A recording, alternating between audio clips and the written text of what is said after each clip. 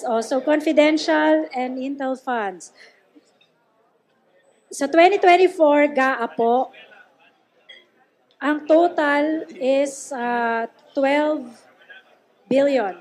Tama?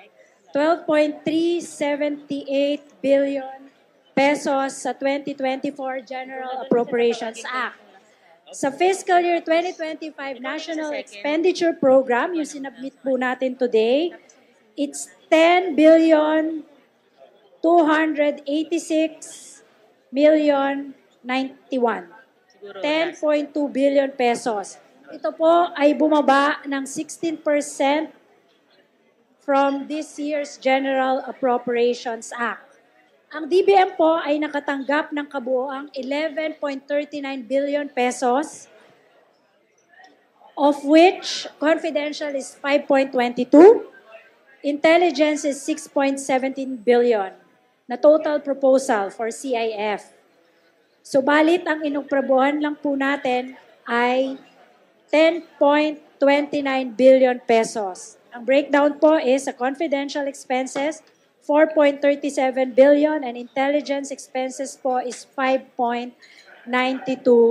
billion. Ang intel expense ng Armed Forces of the Philippines po ay merong 1.70 billion pesos. Bukod po dito, binigyan din po natin ang NICA, National Intelligence Coordinating Agencies, with 991.20 million pesos.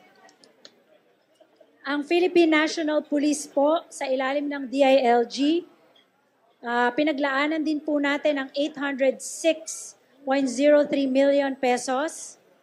Ang Philippine Drug Enforcement Agency po ay merong 500 million pesos. Meron din po ang Department of Justice. It's divided among the Office of the Secretary, Bureau of Immigration, National Bureau of Investigation, and Office of the Solicitor General with a total of 579.4 million pesos. Ulitin ko lang po na ang Department of National Defense as a whole, kasama po ang Armed Forces of the Philippines, General Headquarters, Philippine Army, Philippine Air Force, Philippine Navy will get a total, Office of the Secretary will get a total of 1.8 billion pesos. Ang Department of Finance po, napakaliit lang po. This is for Bureau of Customs and Bureau of Internal Revenue. 79.5 million pesos. Department of Transportation, Office of the Transportation Security and Philippine Coast Guard, 405 million pesos. Other executive offices, 1.8 billion pesos. That's for Anti-Money Laundering Council with 7.5 million. Games and Amusement Board with 4 million. National Intelligence Coordinating Agencies with 991.2 million pesos po. National Security with 250 million. And UPAPRU with 60 million pesos. At ulit, yung Philippine Drug Enforcement Agency with 500 million pesos. Commission on Audit, 10 million. Office of the Ombudsman, 51.4 million pesos.